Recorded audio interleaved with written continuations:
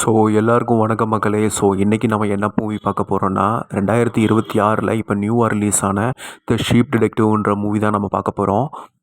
So இந்த படத்தில் வந்து பார்த்திங்கன்னா யார் நடிச்சிருக்காங்கன்னு பார்த்தீங்கன்னா நம்ம எல்லாருக்குமே பிடிச்ச எக்ஸ்மேன், உல்ஃபெரியன் போன்ற படங்களில் நடித்து நம்ம ஹீரோவாக நடித்த நம்ம ஹியூ ஜாக்மேன் தான் நடிச்சிருக்காரு. ஸோ அதனால் படம் ரொம்ப அதிரடியாக இருக்கும் அப்போல்லாம் நினச்சிடாதீங்க. படம் வந்து ஒரு நல்ல ஒரு ஃபீல் குட் மூவி.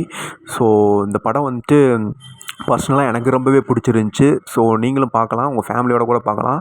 ஏன்னா அந்த மாதிரி நல்ல நல்ல ஒரு மூவி. நல்லா மனசுக்கு கொஞ்சம் இதமாக இருந்துச்சு. நான் பார்த்தேன், எஸ்டர்டே தான் பார்த்தேன். மூவி ரொம்ப உண்மையிலேயே சூப்பராக இருக்குது.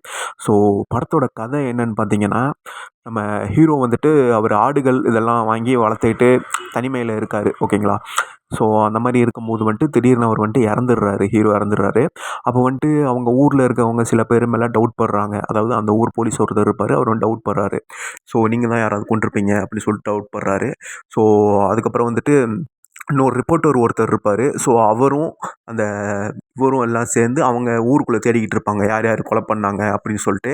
ஆனால் ஆடுகள்லாம் இதில் வந்துட்டு எப்படின்னா எல்லாமே பேசும். அதாவது வந்துட்டு நம்ம அண்டர் ஒன் டால்மேஷனு, அண்டர் டாக்கு அந்த மாதிரி மூவிஸ்லாம் பார்த்துருப்போம்ல.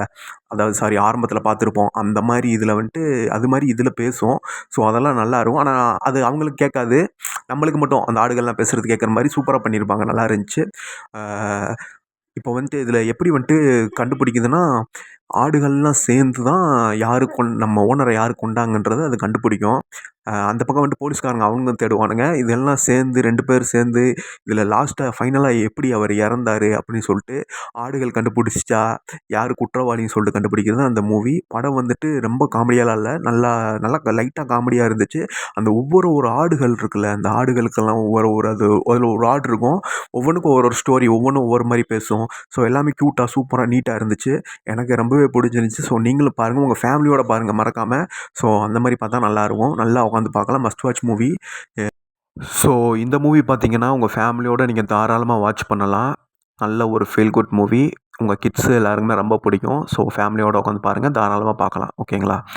ஸோ இந்த இந்த மூவிக்கான IMDb ரேட்டிங் பார்த்தீங்கன்னா 7.5 நம்ம பிரைம் வீடியோவில் இப்போ அவைலபிளாக இருக்குது. ஸோ பாருங்கள். ஸோ இந்த மாதிரி நிறைய மூவிஸ் நீ அப்லோட் பண்ணிக்கிட்டே இருப்பேன் டெய்லியும். ஸோ உங்களுக்கு ஃபேவரட் மூவி எது இருந்தாலும் நீங்கள் சொல்லுங்கள், அதையும் நம்ம போடலாம், ஓகேங்களா. Okay, thanks for watch. Bye.